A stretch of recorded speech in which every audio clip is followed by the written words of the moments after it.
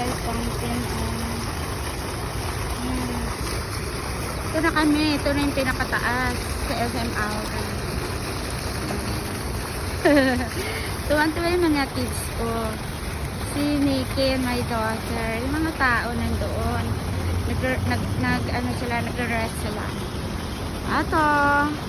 Teleperformance yan po yung building na yan. Tapos ito naman ang mga unit condo. Ayan. Ang ganda talaga.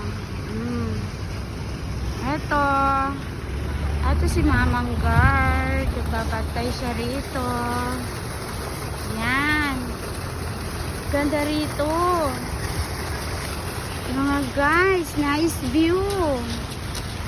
Wow. Paano rin ako? Nila? Ako rin, ano rin ako. Oh. Ayun, sikunin mo lang.